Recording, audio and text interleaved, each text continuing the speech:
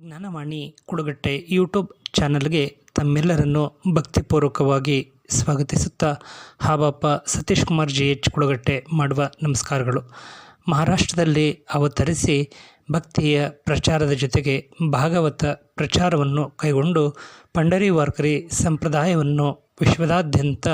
ಪ್ರಸರಿಸುವ ಮೂಲಕ ವಿಶ್ವದೊಳಗಿನ ಅಜ್ಞಾನವನ್ನು ಮಹಾರಾಷ್ಟ್ರ ಸಂತಮಾನ್ಯರೆಲ್ಲರೂ ರಚನೆ ಮಾಡಿರುವಂತಹ ಅಭಂಗಗಳ ಮೂಲಕ ಸುಜ್ಞಾನದ ಬೆಳಕನ್ನು ಪ್ರಸ್ತುತಪಡಿಸುವ ಜೊತೆಗೆ ಜ್ಞಾನೇಶ್ವರಿ ಗಾಥಾ, ಏಕನಾಥ ಗಾಥಾ, ತುಕಾರಾಮ್ ಗಾಥಾ ಮತ್ತಿತರೆ ಧರ್ಮಗ್ರಂಥಗಳ ಮೂಲಕ ಭಕ್ತಿಯ ಪ್ರಸಾರವನ್ನು ಮಾಡುವ ಮೂಲಕ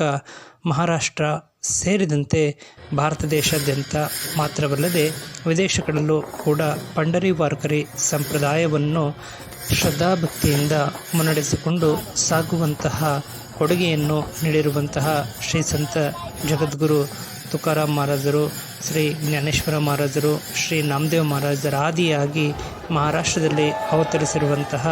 ಪ್ರತಿಯೊಬ್ಬ ಸಂತ ಮಹನೀಯರೆಲ್ಲರೂ ಪಾಂಡುರಂಗ ರಖಮಾಯಿ ದೇವರ ಅವತಾರ ಪುರುಷರೆಂದೇ ಖ್ಯಾತಿಗೆ ಪಾತ್ರವಾಗಿರುವಂತಹ ಸರ್ವ ಸಂತ ಮಹನೀಯರೆಲ್ಲರೂ ಪ್ರತಿ ವರ್ಷ ಆಷಾಢ ಮಾಸದಲ್ಲಿ ಪಾದಯಾತ್ರೆಯ ಮೂಲಕ ಸುಕ್ಷೇತ್ರ ಪಂಡರಾಪುರಕ್ಕೆ ಆಗಮಿಸುವುದು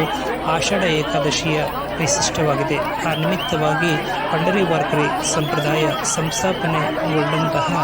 ಸಂದರ್ಭದಿಂದ ಇಂದಿನ ದಿನಮಾನದವರೆಗೆ ಪಂಡರಿ ವಾರ್ಕರಿ ಸಂಪ್ರದಾಯದ ಭಜನೆಯೊಂದಿಗೆ ಶ್ರದ್ಧಾಭಕ್ತಿಯಿಂದ ಸರ್ವಭಾವಿಕ ಭಕ್ತರು ಬಂದು ಭಾಗವಹಿಸುತ್ತಿರುವಂಥದ್ದು ಪಂಡರಾಪುರ ಕ್ಷೇತ್ರದ ವಿಶೇಷವಾಗಿದೆ. ಆ ನಿಮಿತ್ತವಾಗಿ ದೇವಾಚಿ, ಆಳಂದಿ ಮತ್ತು ದೇವು ಗ್ರಾಮದಿಂದ ಶ್ರೀ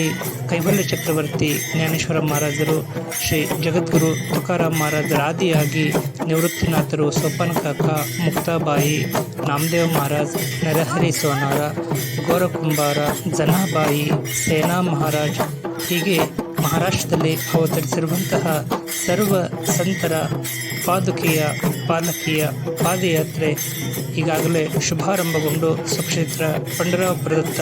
ಪಂಡರಿ ವಾರ್ಕರಿ ಸಂಪ್ರದಾಯದ ಶ್ರದ್ಧಾಭಕ್ತಿಯ ಭಜನೆಯೊಂದಿಗೆ ಸಾಗಿ ಬರುತ್ತಿರುವಂಥದ್ದು ನಿಜಕ್ಕೂ ವಿಶೇಷದಾಯಕವಾಗಿರುವಂತಹ ಸಂಗತಿಯಾಗಿದೆ. ನಮ್ಮ ಜ್ಞಾನವಾಣಿ ಕುಡುಗಟ್ಟೆ ಯೂಟ್ಯೂಬ್ ಚಾನಲ್ಗೆ ಮಹಾರಾಷ್ಟ್ರ